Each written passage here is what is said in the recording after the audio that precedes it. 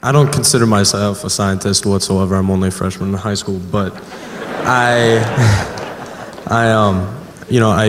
just started looking around for things that might help me, have an argument against evolution, since biology is part of my class list this year.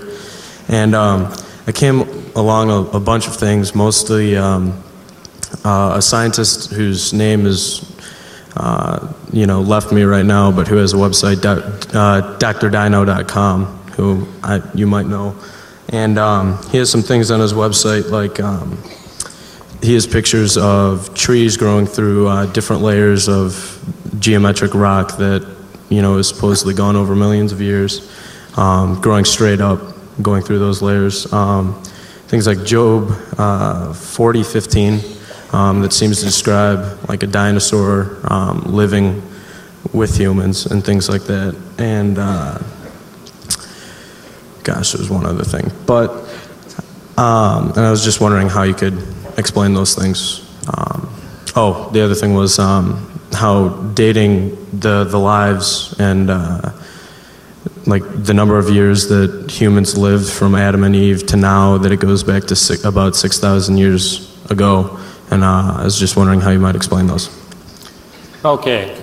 If you want a longer answer, I actually debated Dr. Dino on national television for 2 hours and 40 minutes, and this is the product. And we discuss those issues and a lot of other issues as well. And we make available the uncut version of the debate. But let me see, there were 3 points that you made. Oh yeah, the date for humanity. What you'll see in fact, we're bringing out a book on human origins in October, and I think this is also up on our website.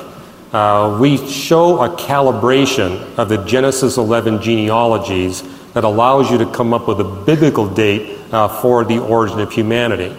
And how it works is that you've got Abraham, the last man in the genealogy, and we have an accurate historical date based on the biblical record as well as extra biblical historical sources that place him as living about 4,000 years ago. Then halfway in the genealogy from Noah to Abraham, you got a man called Peleg, and Genesis 10 tells us that the world was divided in the days of Peleg. And we believe that's a reference to the breaking of the Bering Land Bridge. There was a nice wide bridge that was connecting Siberia to Alaska that permitted humans to migrate, but that bridge was broken, and we have accurate carbon-14 dating that tells us that happened 11,000 years ago.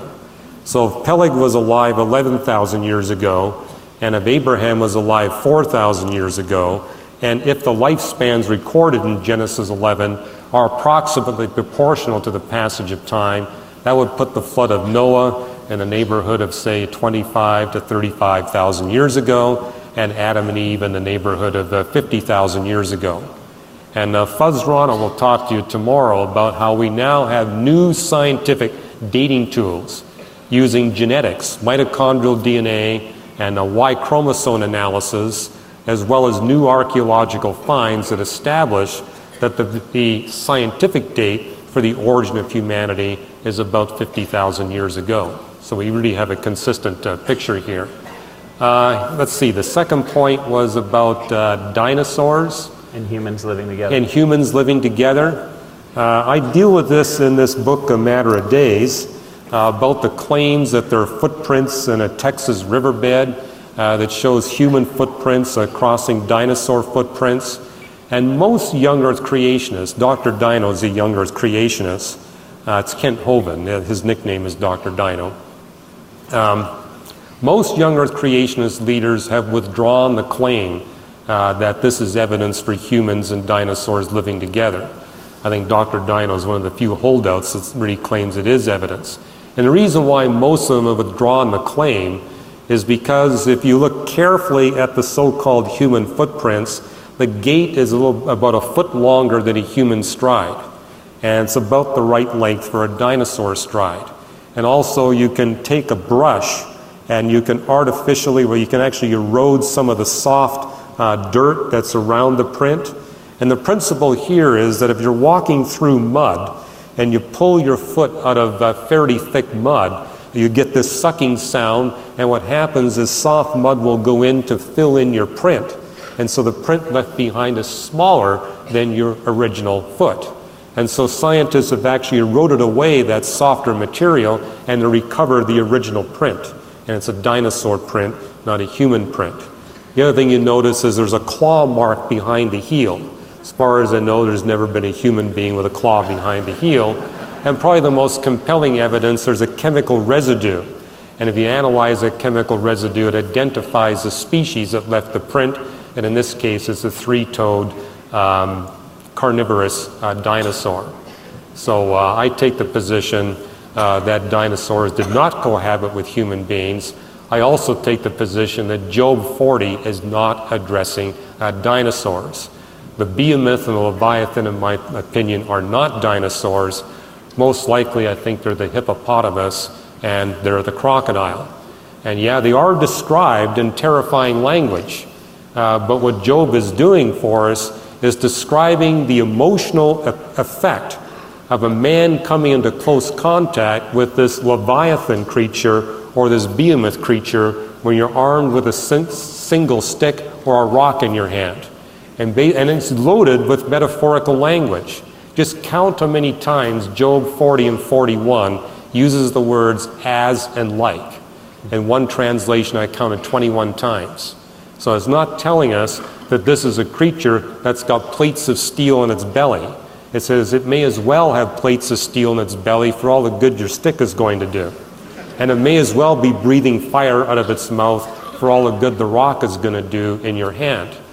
And I've been to Africa 3 times, speaking and teaching there, and I ran into a biologist there that said there's 2 creatures in Africa that are responsible for about 95% of all human deaths. It's the hippo and the crocodile. Job 40 tells us that the hippo is a vegetarian, but extremely territorial and very hard to see in the water. It lies there submerged in muddy water with only 2 nostrils above the surface. So if you're in a canoe going down the river, you will not spot the hippos until it's too late. The hippos won't eat you, but they will capsize your canoe, and the crocodiles know that's going to happen, so they just sit there waiting for lunch. And there was a third point he asked. I can't remember the third one. The trees coming down through the trees? Oh yeah, the one about the fact that Kent Hovind argues we must be living on a young Earth, because when you go to the Grand Canyon and other places like that, you see all these sedimentary layers, but jutting through them are these fossilized trees. And what he tries to do is to paint the old Earth, young Earth debate as a debate between geologists who believe that it's uniformitarian process, where you have the layers laid down by gradual erosion type mechanisms. And then you have the young Earth creationists who argue it's catastrophism. There's just this one dramatic catastrophe, the global flood, that makes things happen very rapidly. That's really a misnomer of what's going on in geology. The truth is, geologists believe in both uniformitarian processes and catastrophic processes.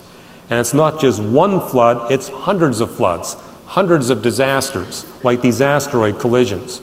And when these disasters hit, what it does is it causes things like trees to be blasted through several sedimentary layers. You guys live in tornado country. And if you get a real good tornado coming through an Illinois cornfield, what that tornado can do is cause a corn stalk to be blown up from the ground, and it can drive it through a tree that's 50 years old, such that the corn stalk is not damaged at all. Actually goes right through the tree. We see that routinely with tornadoes. Well, that's a good example of what I'm talking about. The growth of the tree is gradual. Year by year it forms a ring, and then the tornado puts this corn stalk right through 100 layers of the tree. We see the same thing in the Grand Canyon. And when you look at all the evidence, it's evidence for an old Earth, not a young Earth.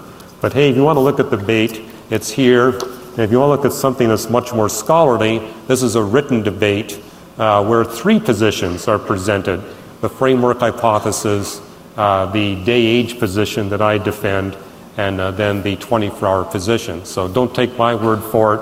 Read the debate books, look at the debate video, and make up your own mind.